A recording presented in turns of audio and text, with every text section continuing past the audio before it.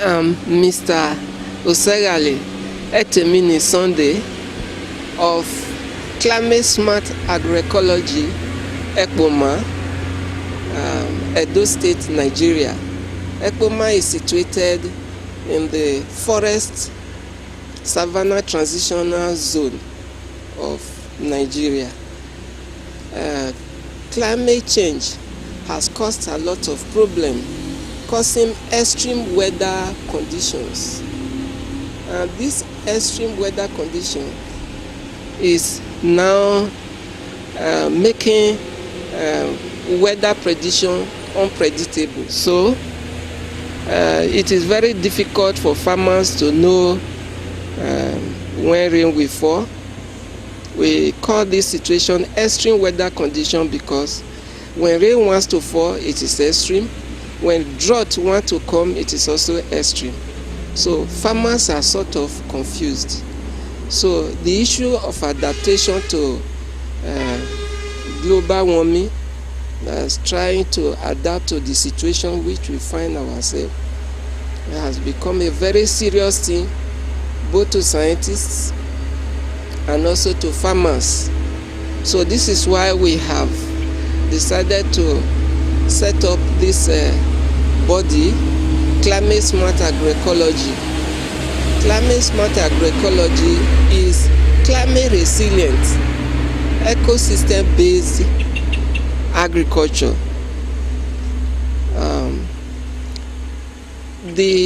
What we want to relate to farmers is how to use multiple engagement. There is need for this multiple engagement because the prehistoric time, farmers had a lot of opportunities to use land. Land is a fixed asset, and it's one of the factors of production. But land does not increase, it is fixed.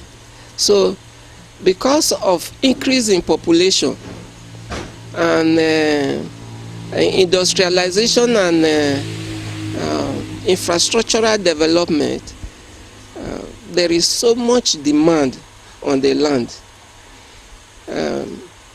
The agricultural system is depending on the land, and because there is need to produce more food, the forest ecosystem has, the demand on the forest ecosystem has been infringed upon.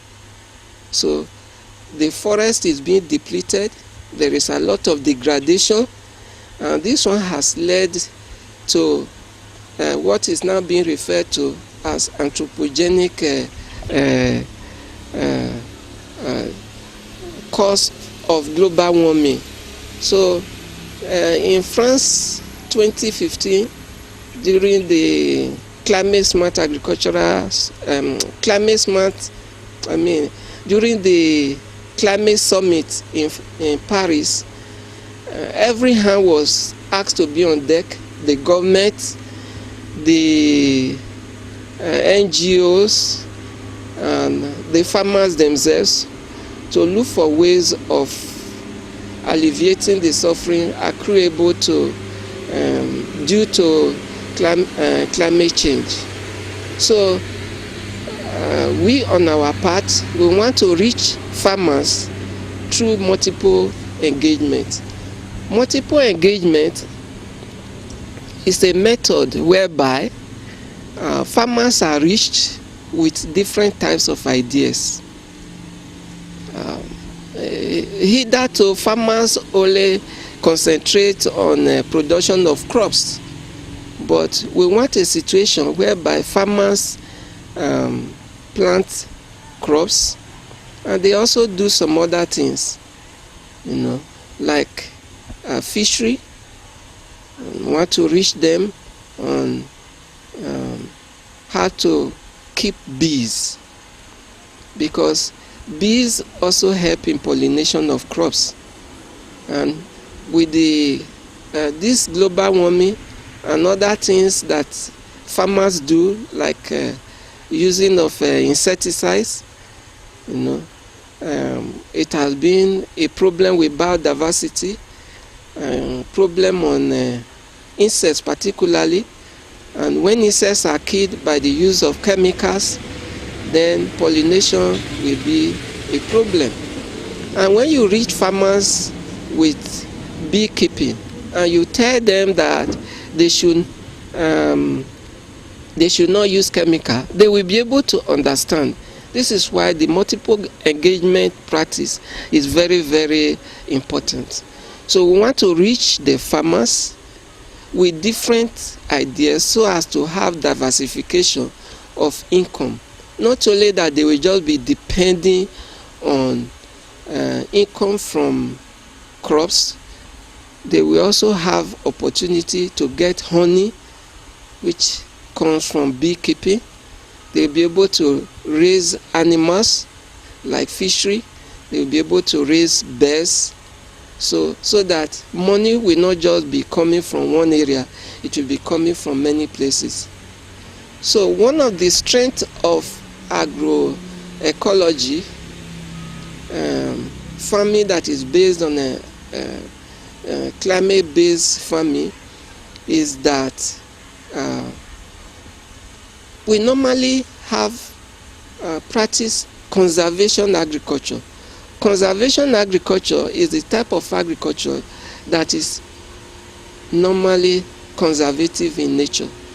We conserve the crops, we conserve the soil, we conserve the environment. So this is what we do in conservation agriculture. So the characteristics of conservation, or the principles of conservative or conservation agriculture, is no tillage, use of crop rotation, and then permanent covering of land.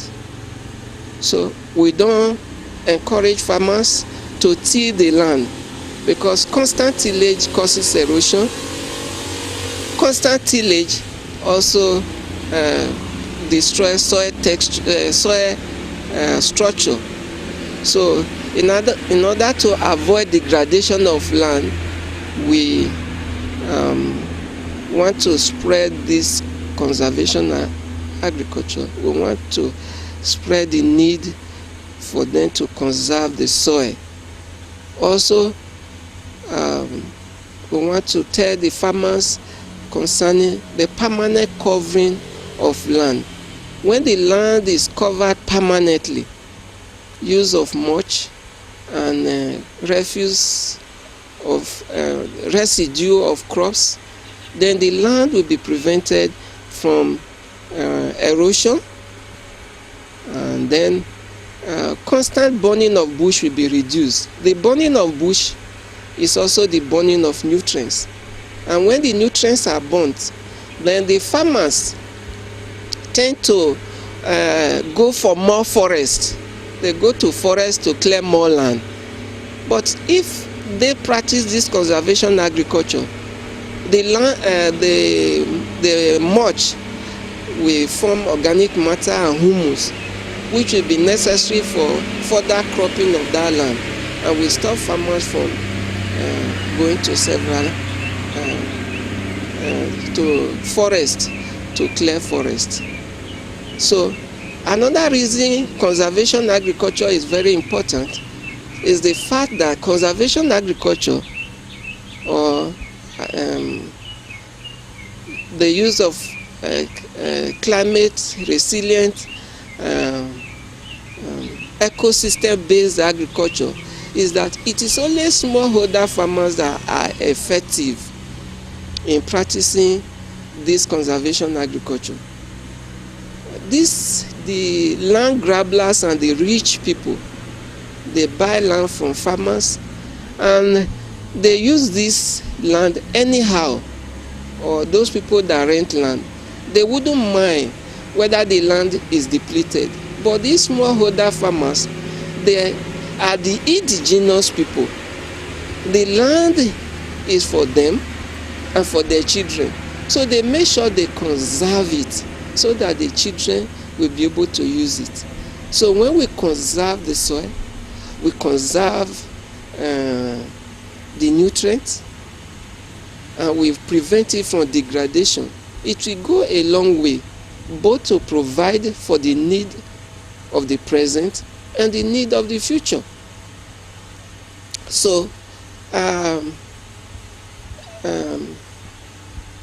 multiple engagement agriculture does not just involve only cropping.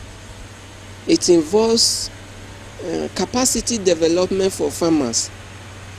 As you can see in my frontage and behind me, we have some facilities we want to use in enabling the farmers to be able to engage in productive agriculture.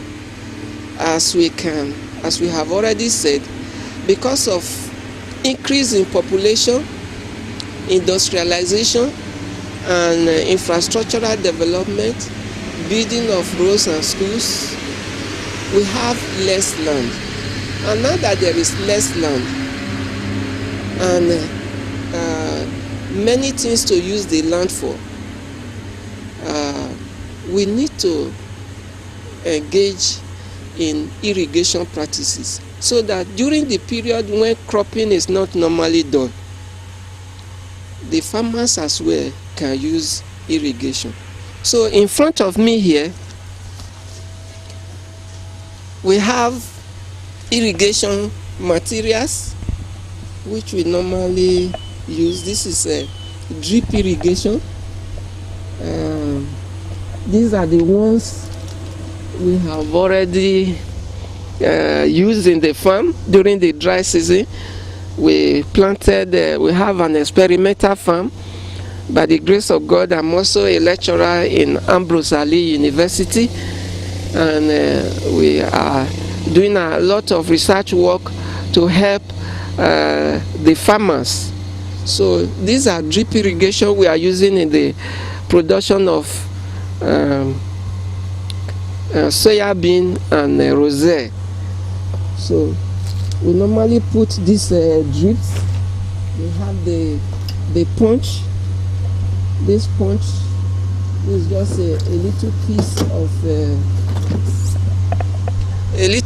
of the pipe. This one is locally produced, but this other one we are importing them. We don't have them here, so we just use this punch to put a hole, and then this is a drip. After punching the hole, we just put this punch here. So these are other facility to join pipes, and if you want to join this together, you put this one. So, if you want it to flow or not to flow, you use that one. This is for filtering. So we put this one on the tank. So in this drip irrigation, we advise farmers to put the tank on a high level, so that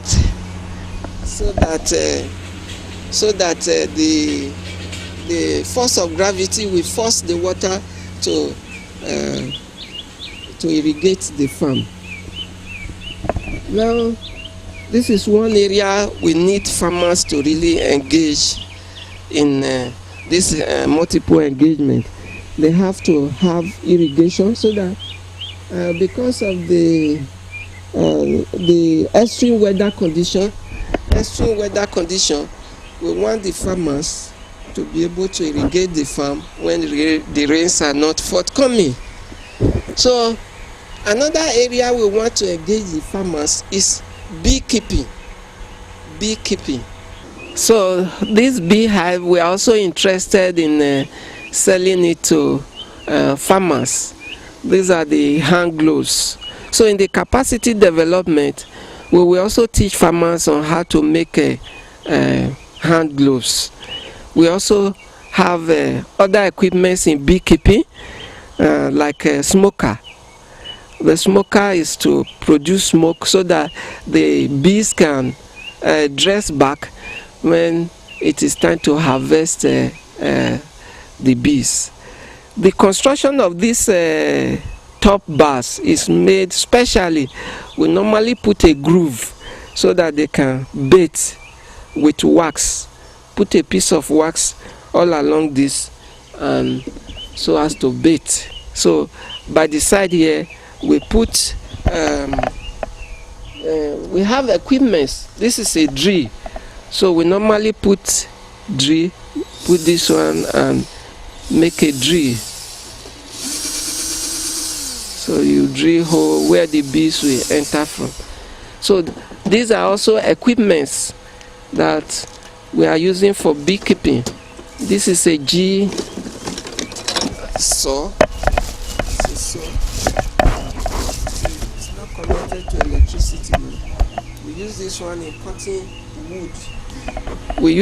in cutting wood. So this is a planer. It's a planer to make the wood smooth. So these are the equipment. This is a saw blade, and these are some of the other equipments. So this one here is the cover. Aluminium foil on the cover. So we use this one a covering. This is a stand, the beehive stand, so that termites will not be able to attack. So we normally do it depending on what the farmer wants. If the farmer wants to hang it, then he can get a rope and get it hanging. Okay. So we also, in the multiple engagement, we want farmers to grow